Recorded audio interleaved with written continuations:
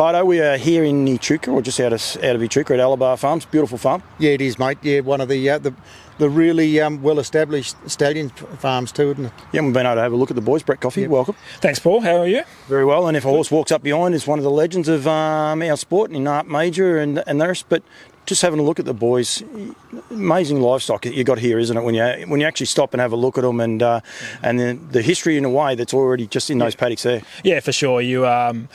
I do try and remind myself that and tell the staff that the boys here are some of the best horses to ever race and to ever grace the earth. So it's pretty incredible, and you do need to pinch yourself at times. And they're a credit to your tactical approach. I think I keep getting him confused with his dad. First person. He's on the front cover, but he's got the catalogue there. But first season sire.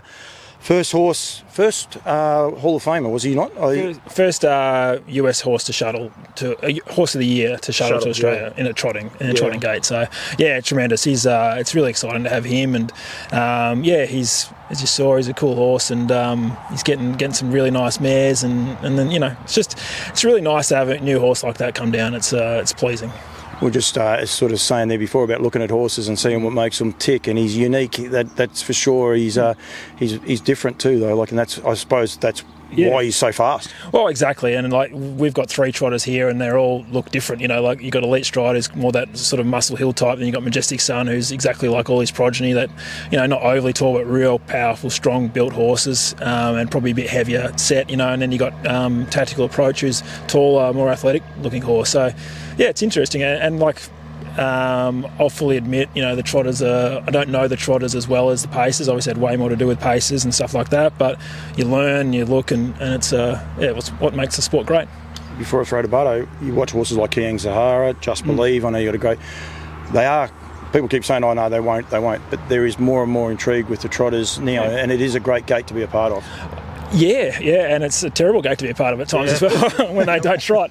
That's why you look at both those 2 horses, and especially Just Believe, who's just continually just such a good gated trotter and just doesn't like losing, and and you just think, wow, that's if you can breed something like that, that's incredible. And Kiang Zahara, I remember seeing her at trials at Melton. I thought, wow, this thing's really good, and but never imagined she could do what she's done. And to have horses like that, it's incredible, world class, horses that we're breeding now in Australia and New Zealand, and it's really exciting to be a part of.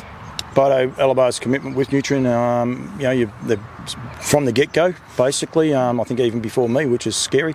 Nothing pretty but I mean, their commitment to Nutrien and Nutrien's commitment with them too. It's a great partnership working together. Oh, look, it's more than just the draft of horses. There's the team here will present 20 at the Melbourne sales again, but I know the phone's always there if I need to learn more about the industry. Brett's been an important part of the Nutrien team, learning more about this industry so we can support it better. I know we get an unbiased approach on what the Alabar team and Brett individually thinks can be beneficial to the sport and to the breeders out there. And I guess you look through the catalogue, Sydney, Brisbane, Melbourne, Tasmania and Bathurst, the Alabar stallions, which is what's exciting for me to see some of these boys down the back. It's very well represented, and they're an important part of what turns over our sales turnover each year. And it's a little bit of the old and the new, which that must be exciting. I know a couple of years ago we were talking about, I think it was Ride High with his first season, and it must be nervous in a way for you, but also exciting. But then, Art Major, I've been fortunate. I think I've seen 3 Art Majors today, plus himself. You see him stepping out and still being patronised so well with some real quality mares. So it's a bit of a mixture for you guys, I'd imagine. Yeah, it is for sure. We've really got, and it's a bit the same as the whole industry. We've really got, an established horse like Art Major and Majestic Sun sort of on the trotting side, and then a lot of young ones coming through, and it is exciting. I was chatting to a guy yesterday about Ride High, and his future is going to be determined in the next sort of 6 to 12 months. Yep. And there's nothing I can do about it now, and it's just got to wait and see, and it's exciting, but it's also, real nervous. So, and also like the Storm inside too, and he's there and he's doing a great job. Yeah, he is, Look, he's continually getting winners. It was great to see Ollie's the Boss win the other day for Andy and the Ladbroke Syndicate. He looks really smart. So, he's got numbers there, or number of winners there, which, real good percentage, and he just needs, 1 or 2 to step right up, and he had a couple this year in Iron the Storm. We made a Vic Bred final, and Storms Collide, who actually ran, what did he run, second in the Nutrien final? Yep. So, he's there, and yeah, it is exciting. It's funny how time flies, because I remember being at, I think you were there too, Swan Hill the night that he... No, I wasn't there either. There was a mile race. There's another one for you, but still is the track record, isn't it? And he was brutal that night. Yeah, he was, and that was one of the things that really appealed. I followed him obviously early because Shannon Nixon owned part of him, so I still am friends with Shannon, he was a really good 2-year-old, and then those later races, like still holds a track record at Swan Hill and Ballarat. Yep. Just a real brutal sort of sustained speed horse, which really liked, and he's a cool horse. He is, but it's integral, I suppose, for your point of view to look at the stallions as well, get an understanding of how, and changing, like you say, when you're trying to learn the game, to be able to hear and look at them and get some insight from these horses. Well, look, we saw Pebbles Beach, this morning over at Benstud. Now, that's the first time I've seen the sire. Always Be Mickey, that's the first time I've seen him in the flesh. So, again, it starts to put things, 2 and 2 together. There's I've seen the Vincents, come through the yearling sales. I had seen him before, but you can start to see where that type comes from. Art Major, I think, like you say, it's a privilege to be able to get in and actually see those horses, because he's probably the legacy why you've got all these young sires that have to make their mark, because a horse like that, has done such a fantastic job in the northern and southern hemisphere. Yeah, exactly. Well, one of the things is to get out and actually have a look. Like we had a look at an Art Major. It was at Jenny Gallagher's and that, and you see the horse, and you come here and this is what he looks like. It's important for people, I think, to be able to take that time. He's not a bad full brother to Malcolm's Rhythm either. Yeah, but to actually, like Clayton Tonkin always says about getting out and having a look at the younger stock, but almost have a look at their dads and their mums as well, and learn from those as well. Yeah, for sure. And you can really, Art Major's one of the biggest stamping stallions, because you just see that neck and shoulder, and it's an Art Major. You see him in the paddock, you can see him from a mile away. So moments like these, first foal goes under the hammer this year. Is that how's that going to go with you? You get involved with these ones, the first foals out of the mares. We're going to get a set of nicks or a new hat or something with Minty down the side. Yeah, maybe little mini mints. We'll see. She was obviously a really special horse. Bought her at the sales, and we're lucky enough for to win a Queensland Oaks with her, with the Jess and Greg, and she was just a dream horse, and still is. And this is her first foal, somewhere filly.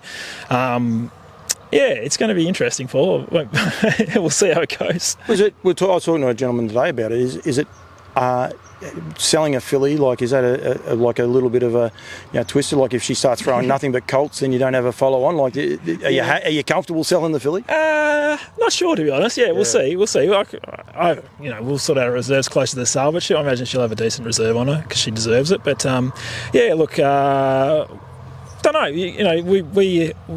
We obviously owned part of her when she was racing. We had to buy the owners out, and she wasn't cheap. So you still got to keep the wheels turning, so to speak. So we've got three. We've got a good number of fillies now. We've got one out of Mackenzie as well, and one out of Illawong Bella, so a half to Sweet Bella by Art Major. But they both by Art Major. So there's 3 fillies there that could easily walk into any breeding establishment in Australia and be one of the best broodmares, so it's going to be interesting, Paul, I'll be honest, I won't lie. They are game-changing mares with those pedigrees on the backs of them for anyone wanting to set themselves up. Sure. So Mackenzie's a half to Vincent, and that family's just tremendous, and it's a really nice type, real Art Major sort of type, and the Illawong Bella, really nice as well, and she's left Sweet Bella for us, which was one of our first draft at Nutrien, and she's gone on and I don't know what she's won, 350 grand or something like that. So multiple Group 1 winner, and it's a ripping family as well that Bruce and Vicky have established at Durham Park. So it's interesting one. It's interesting to see whether you should be keeping them or selling them. I don't know. I don't know what the right answer is, but anyway, they're in the catalogue. So it's actually a great story because Bruce had the mare, Nuratak Bell. Nuratak Bella. Yep. Bella, had the mare and then sold this one out, and then goes to Nutrien and buys and was wrapped. And it's a great story, isn't it, Barto? Bruce is so happy. He was told, I think, from Jamie Lee not to bring any home, but this one found its way back on the truck and did a pretty good job too. He made more in his first race series, I think. No, he did well out of her. So it is good. Not sure which one of you asked this question. Well, Barto, new website. won't be far off going live, but I'm sure there's a few boxes I had to tick to keep Brett on side over the last 5 years, and one was update the website because that was driving him nuts, and I've shown him a prototype which I think we're on track. That should be up for next week. Beautiful. The catalogue comes. It's on live online now, but we've also got the hard copy due next week. We're looking to launch that on the 20th at the Wagga Trots there on the last meeting before Christmas. So I know you'll be there to have a chat with a few of the Riverina guys there, but the catalogue's due then.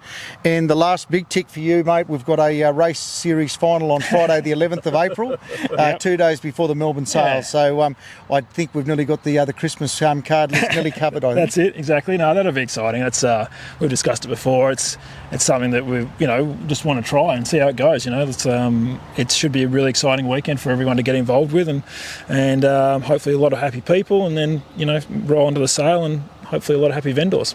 It's one of those things I suppose we don't do, and yet all of a sudden we are, like what we haven't done as an industry. Sunshine Stars, which is on the 23rd of February, but on the 21st and 22nd, they're going to have the slot drivers series. So automatic. It's just going to be a massive weekend. It's going to be a lot of fun trying to turn Albion Park around in one day, or half a day, but that part will be fine. But Tasmania with Carrick races, and that's ever evolving. Miracle Mile for Sydney. Now with Bathurst, they've actually gone back to their Gold Crown night, and then you're selling the next day. It makes it a lot easier to get people to these events in a way, instead of just saying just come to a horse sale. Yeah, for sure, and that's the idea. You want to have a weekend of racing and selling, and combine the two, and you can see the direct link between the two, and it's hopefully a weekend that people, or weekends I should say, that people want to go to, from interstate and hopefully from New Zealand as well. It should be.